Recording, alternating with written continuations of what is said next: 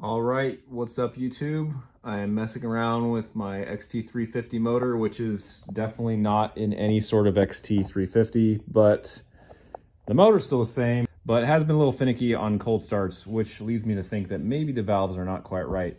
So, really easy to get the cover off. There's gonna be 4 of these little bolts. This is a cover that goes over the spark plug on the other side. They just screw in right here on the top. They should not be over tightened. Do not over tighten them when they go in because you will strip those out. It's something only like, I forget, it's only like 10 or 12 foot-pounds or something. It's not a lot. But yeah, pop the cover off, use a little plastic hammer or something, tap it, it should pop off with the gasket. Taking the plug out will help you turn the engine more easily so you're not fighting the compression, but this is a small motor so I didn't bother. So in there, you don't need to take this whole cover off. You can just tilt it back enough to see. So that kind of helps. Otherwise, you got to take your shifter off and it's not really necessary. So you can see there's an F in the front and then there's a T. So you want to line the T for top with this little point on the case. And then you can see these little dots right there. There's one on the top of the cam, and then there's another one here on this other side, and those are basically going to align with these little cast vertical marks. Basically this will get the cam lobes pointing out front and back so they're not touching any of the valves. All right, so I bumped the Kickstarter just a hair more, and you can see the T is now aligned with that point. And then we've got our dots here, the little holes are lined up with the lines on the keepers.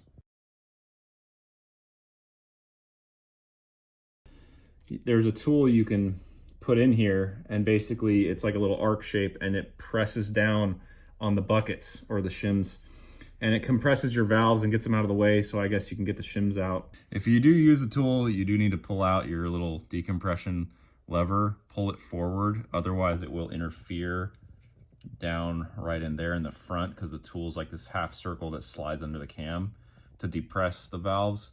So you do need to move that out about a ½ inch so it's clear. And then I think you're supposed to rotate the cam to where the lobes are vertical, so they're pointing upward. And there's like a machined spot on the cam where the tool rides. You can tell that one's got a machined spot right there on the underside, so it can slide easily. But I may just pull the cams. Okay, here's a demonstration. I've got a 4th shim, which should be out of spec and should be going in pretty easily. So I'm just gonna put that in there, and I'm able to slide that in between. You wanna be under that polished cam lobe, in between that, so that goes no problem. So it's gonna be bigger than 4, and basically just go until the size won't go anymore. Eventually it's gonna go and just stick, and it won't go in between because it's too big. And you can record whatever actually went through as your gap. Yeah, that was fast. So 5 was already really snug, which is at the bottom of the spec. And you can see the 6 just wedges, and you can hear it pop out like that because it's sticking. So 6 will definitely not go. So this is at 5, which is at the bottom of the spec, but the other one's way tight. So we'll see what the intakes are.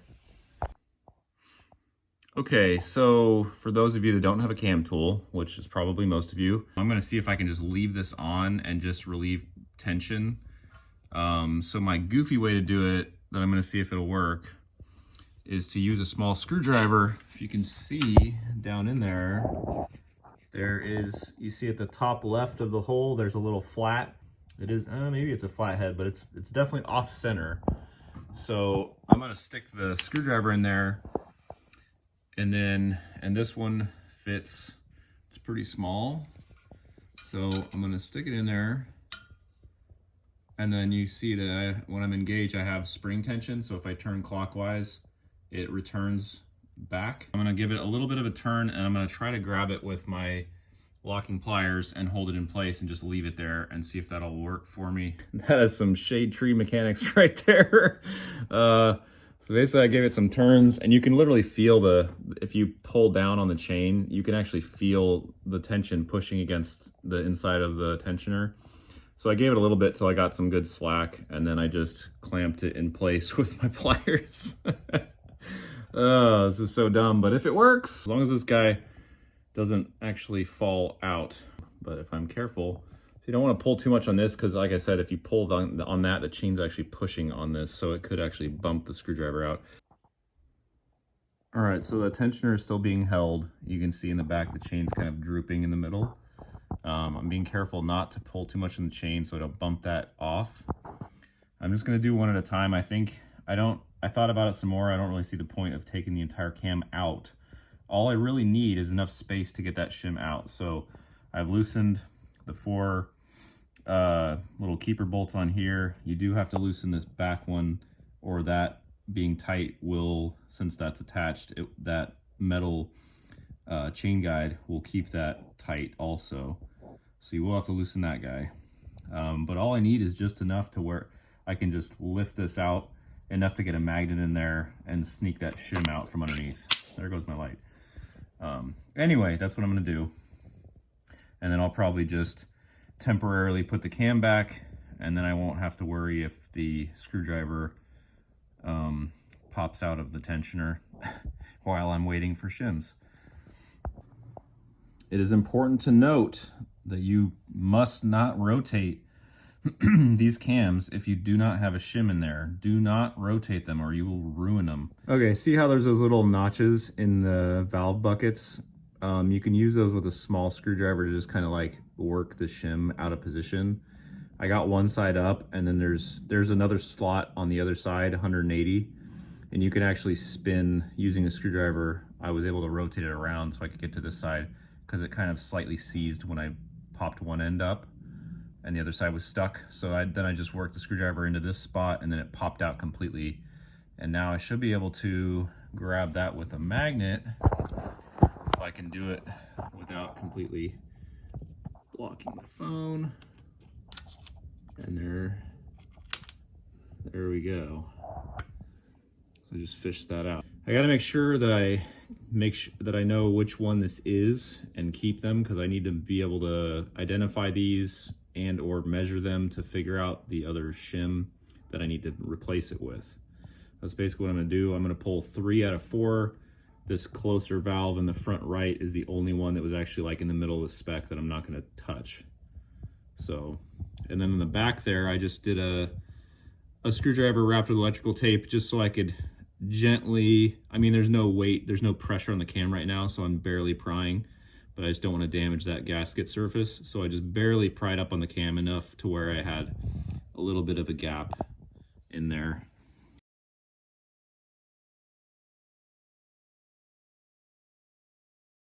And you don't need to move the cam very much at all. So I figured it's just easier just to leave it. And then if you don't mess with the chain, you won't even have to really retime anything, as long as you don't accidentally skip a tooth. So when you put it back together, of course, verify that you're aligned properly. But if you don't mess with it, you don't even need to do any of that work. So you just have to retighten all the little cam caps, and that's it. Okay, I'm gonna run through this with you guys. I'll probably pop a picture of the valve shim tables there somewhere along the way, so you guys can see what I'm going off of.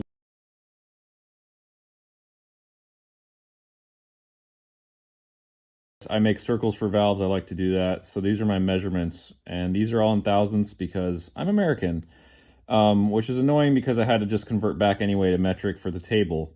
So I also made notes of my millimeter size. So 0.0015 is actually 0.038 millimeters. I got a millimeter size here and here. I'm not touching this valve, so I'm not worrying about it. So basically you have an exhaust table to figure out your shims, and then there's an intake table. Do not mix these up. They're not the same, and you will get the wrong shims and therefore the wrong clearance. Which is why I like to double check my work with math and make sure that I'm on the right track. It just makes for less mistakes. It's important to record which shims you pull out. Don't just pull them all out and then put them in a bucket and not know. Otherwise you have no idea what to adjust. You may have to round this and kind of jump, you know, they typically are going in 0.05 millimeter increments, although this did have an oddball 262.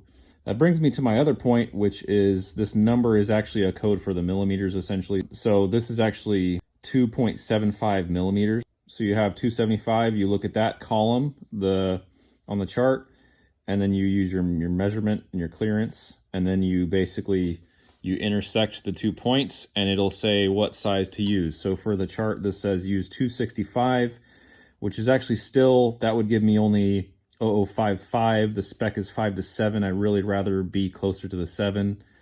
So luckily for me, I actually have this 262 shim, which is a hair smaller, and based off the measurements, 108.5 and 103.5, so it's a 5 thou difference. So if I put the smaller shim over on this side, I'm gonna get 5 thou extra gap, which will put me at 6.5, which is just below the top, and I like that better than using a 265, which is gonna be closer to the bottom.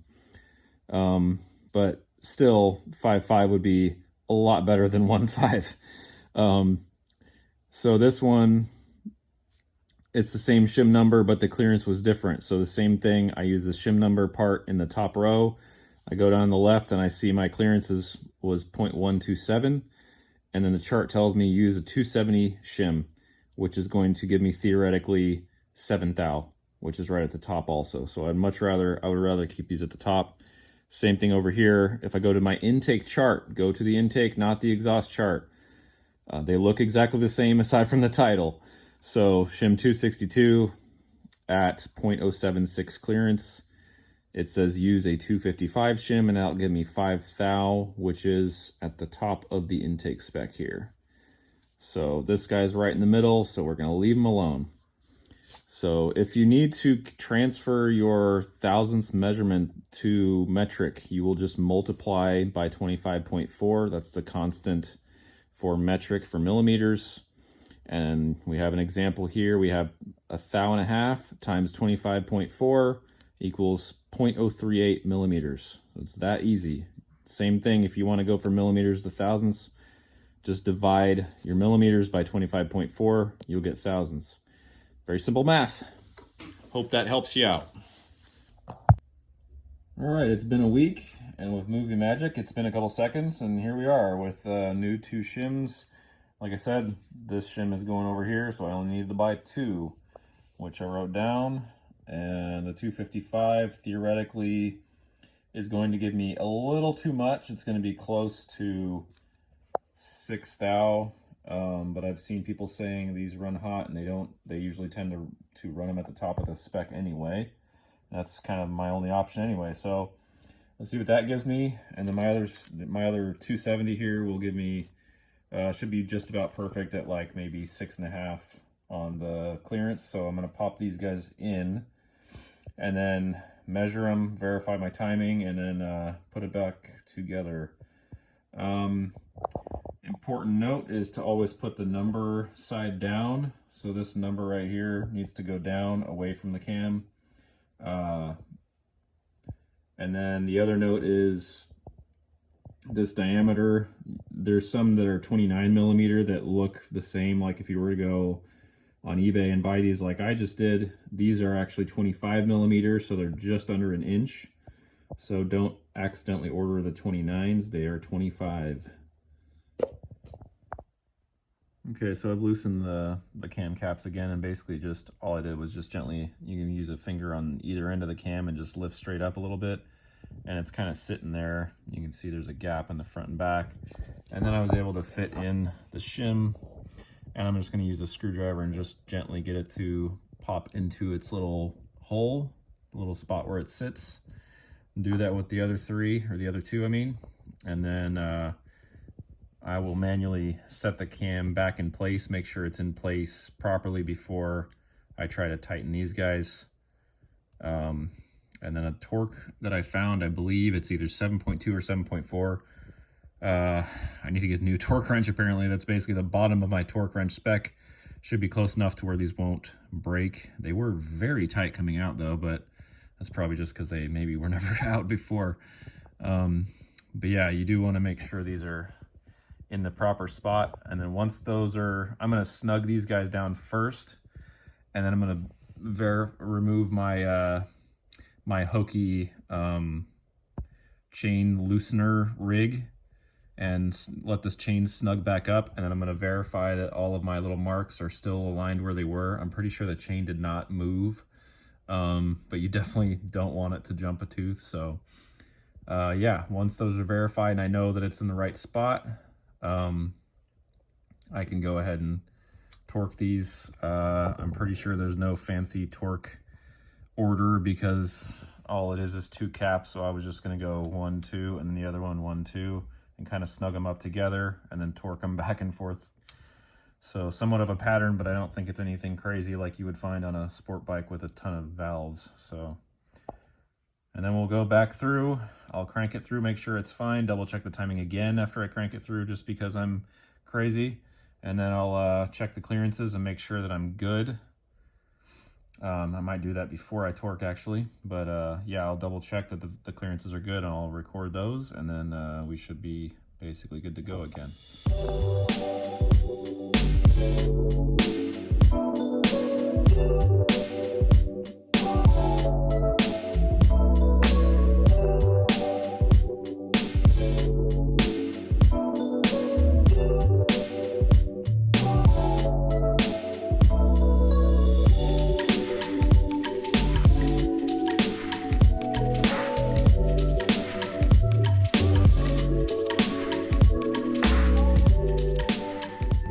This shim was a little tight on the OD, and it, like when I pushed one side of the shim down, the other side would kind of pop up, so I actually had to get a couple screwdrivers, and I think I was using a little piece of aluminum on one side to kind of push it down, and one screwdriver just gently kind of holding the other side to get it to pop in.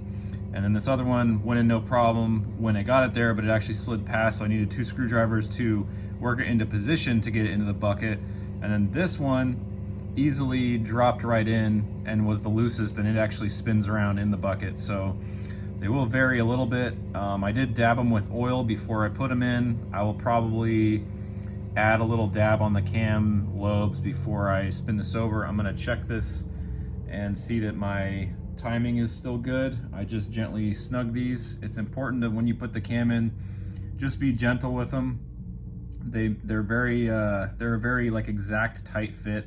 So kind of like wiggle each end like up and down slightly, just very slightly, and you'll feel it just sit into the spot where it wants to be. I'm assuming also these keepers, if you were gonna take these caps off, you would want to put them in the exact same location. I'm assuming these are machined together and may or may not be interchangeable. So I don't know on that. If you do, you can comment, but I would say keep them together. Some of these spin. This one here moves really easily. So I'm just gonna make sure those little mashed spots are still there so the cover fits how it was and I don't further mash the rubber.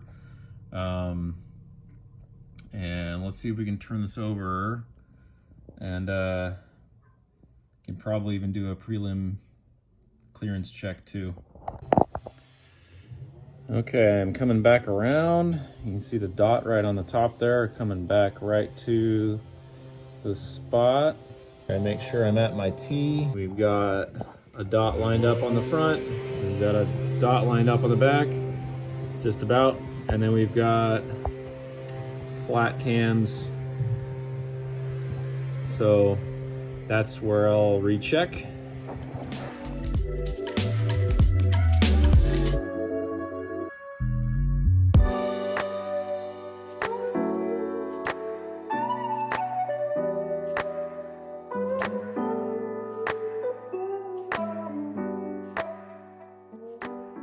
Okay, so I cranked it through basically to make sure that my chain was snugged up back how it should be, and also to re-verify my timing. Came back to my inspection point, and now this super tight 1.5 thou valve is at 7. And this front one is at almost 7, probably close to 6.5, judging on how loose the 6 feeler goes through.